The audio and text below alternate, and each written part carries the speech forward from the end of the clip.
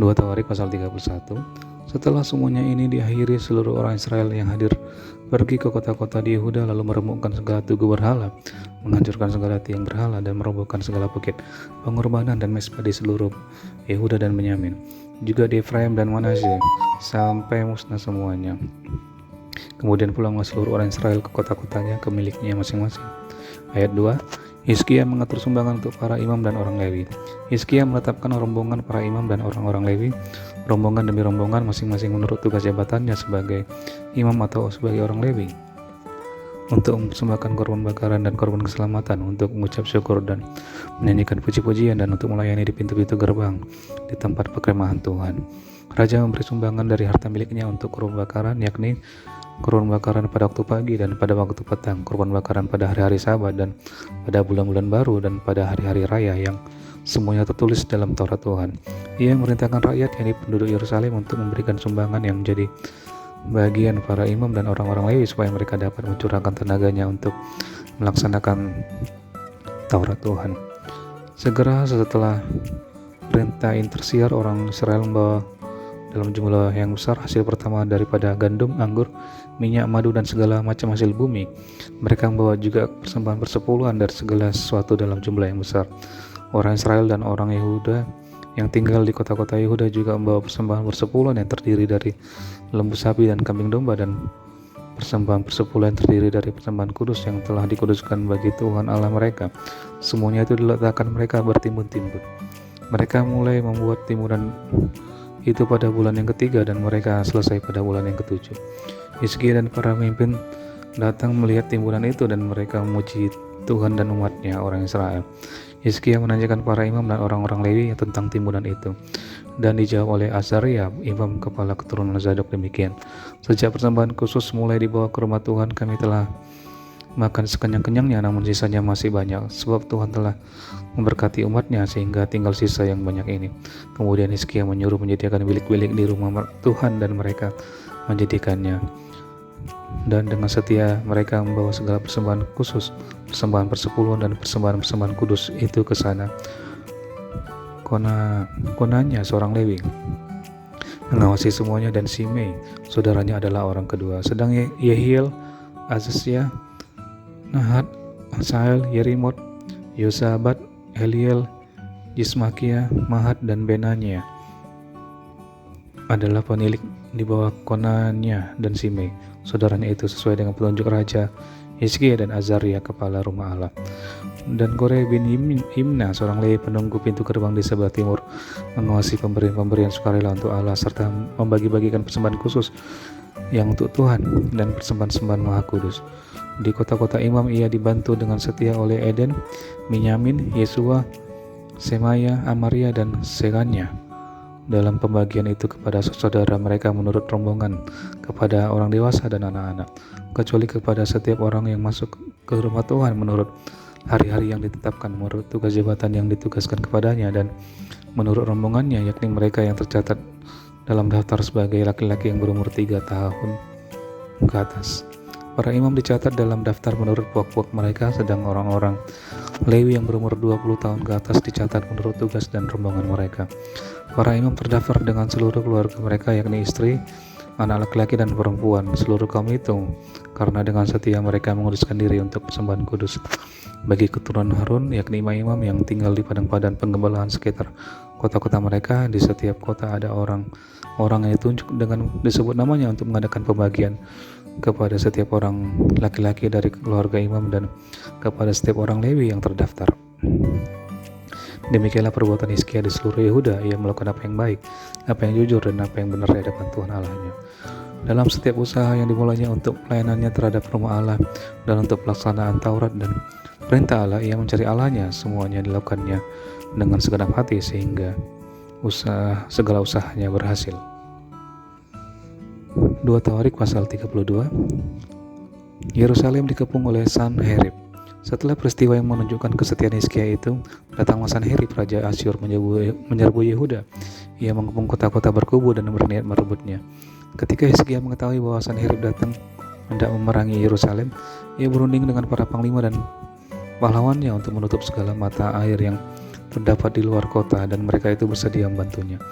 Maka berkumpullah banyak orang, mereka menutup semua mata air dan sungai yang mengalir dari tengah-tengah negeri itu. Kata mereka, mengapa raja-raja Asyur harus mendapat banyak air? Kalau mereka datang, dengan sekuat tenaga Hizkia membangun kembali seluruh tembok yang telah terbongkar, mendirikan menara-menara di atasnya dan tembok yang lain di luar. Ia memperkuat juga Milo di kota Daud dan membuat lembing dan perisai dalam jumlah yang besar. Ia mengangkat panglima-panglima perang yang mengepalai rakyat, menyuruh mereka berkumpul kepadanya di halaman pintu gerbang kota dan menenangkan hati mereka dengan kata-kata, kuatkanlah dan teguhkanlah hatimu, janganlah takut dan terkejut terhadap Raja Asyur serta seluruh laskar yang menyertainya, karena yang menyertai kita lebih banyak daripada yang menyertai dia. Yang menyertai dia adalah tangan manusia, tetapi yang menyertai kita adalah Tuhan Allah kita, yang membantu kita dan melakukan peperangan kita. Oleh kata-kata Hizkia Raja Yehuda itu, rakyat mendapat kepercayaannya kembali. Sesudah itu Sanherib, Raja Asyur yang sedang mengepung Lakish dengan seluruh kekuatan tentaranya, mengutus beberapa pegawai Yerusalem kepada Hizkia Raja Yehuda dan kepada semua orang Yehuda yang ada di Yerusalem dengan pesan, beginilah titah Sanherib Raja Asyur, apakah yang kamu harapkan, maka kamu tinggal saja di Yerusalem yang terkepung ini. Bukankah Hizkia memperdaya kamu supaya kamu mati kelaparan dan kehausan dengan mengatakan Tuhan Allah kita akan melepaskan kita dari tangan Raja Asyur? Bukankah Hizkia ini yang menjauhkan segala bukit pengorbanan dan mesbah Tuhan itu dan berkata kepada Yehuda dan Yerusalem, hanya di depan satu mesbah kamu harus sujud menyembah dan membakar korban di atasnya? Tidakkah kamu mengetahui apa yang aku dan nenek moyangku lakukan terhadap semua bangsa-bangsa negeri-negeri lain? Apakah para Allah bangsa-bangsa segala negeri itu pernah berhasil melepaskan negeri mereka dari tanganku? Siapa daripada semua Allah bangsa-bangsa yang sudah ditumpas nenek moyangku itu dapat melepaskan bangsanya dari tanganku? Masakan Allahmu dapat melepaskan kamu dari tanganku? Sekarang janganlah Hizkia memperdaya dan memujuk kamu seperti ini. Janganlah percaya kepadanya, karena tidak ada Allah dari bangsa atau kerajaan manapun yang dapat melepaskan bangsanya dari tanganku dan dari tangan nenek moyangku. Lebih-lebih lagi, Allahmu itu tidak akan dapat melepaskan kamu dari tanganku. Dan masih banyak lagi yang diucapkan pegawai-pegawai Sanherib itu menentang Tuhan Allah dan menentang Hizkia hambanya.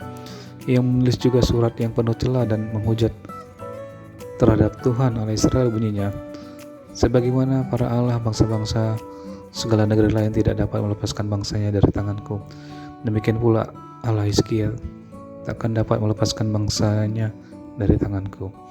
Dan mereka berseru dengan suara nyaring dalam bahasa Yehuda kepada rakyat Yerusalem yang ada di atas tembok untuk menakutkan dan mengejutkan mereka supaya mereka dapat merebut kota itu. Mereka berbicara tentang Allah Yerusalem seperti tentang para Allah bangsa-bangsa di dunia adalah buatan tangan manusia. Yerusalem luput, ayat 20, Yerusalem luput dari tangan Sanherib. Tetapi oleh karena itu Raja Hizkia dan Nabi Yesaya bin Amoz berdoa dan berseru kepada surga. Lalu Tuhan mengirim malaikat yang melenyapkan semua pahlawan yang gagah perkasa, pemuka dan panglima yang ada di perkemahan Raja Asyur, sehingga ia kemalu-maluan kembali ke negerinya. Kemudian ia ditewaskan dengan pedang oleh anak-anak kandungnya sendiri ketika ia masuki rumah Allahnya. Demikianlah Tuhan menyelamatkan Hizkia dan penduduk Yerusalem dari tangan Sanherib Raja Asyur dan dari tangan semua musuhnya. Dan ia mengeruniakan keamanan kepada mereka di segala penjuru.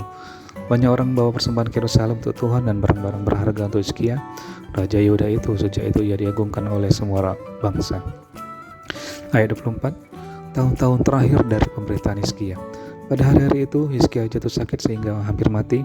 Ia berdoa kepada Tuhan dan Tuhan mendengar. Tuhan berfirman kepadanya dan memberikannya suatu tanda ajaib. Tetapi Hizkia tidak berterima kasih atas kebaikan yang ditunjukkan kepadanya, karena ia menjadi angkuh sehingga ia dan Yehuda dan Yerusalem ditimpa murka. Tetapi ia sadar akan keangkuhannya itu dan merendahkan diri bersama-sama dengan penduduk Yerusalem sehingga murka Tuhan tidak menimpa mereka pada zaman Hizkia. Hizkia mendapat kekayaan dan kemuliaan yang sangat besar. Ia membuat perbendaharaan untuk emas, perak, batu, permata dan yang mahal-mahal, rempah-rempah, perisai-perisai dan segala macam barang yang indah-indah, juga tempat perbekalan untuk hasil gandum, untuk anggur dan minyak, dan kandang-kandang untuk berbagai jenis hewan besar, dan kandang-kandang untuk kawanan kambing domba. Ia mendirikan kota-kota, memperoleh banyak kambing domba dan lembu sapi, karena Allah mengaruniakan dia harta milik yang amat besar. Hizkia ini juga telah membendung aliran Gihon di sebelah hulu dan menyalurkannya ke hilir ke sebelah barat ke kota Daud. Hizkia berhasil dalam segala usahanya.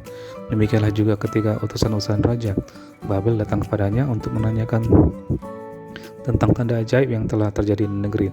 Ketika itu Allah meninggalkan dia untuk mencobainya supaya diketahui segala isi hatinya.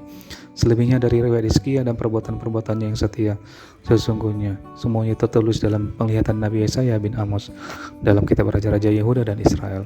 Kemudian Hizkia mendapat perhentian bersama-sama dengan nenek moyangnya dan dikuburkan di pendakian ke pekuburan anak-anak Daud. Pada waktu kematiannya, seluruh Yehuda dan penduduk Yerusalem memberi penghormatan kepadanya. Maka Manasye anaknya menjadi raja menggantikan dia.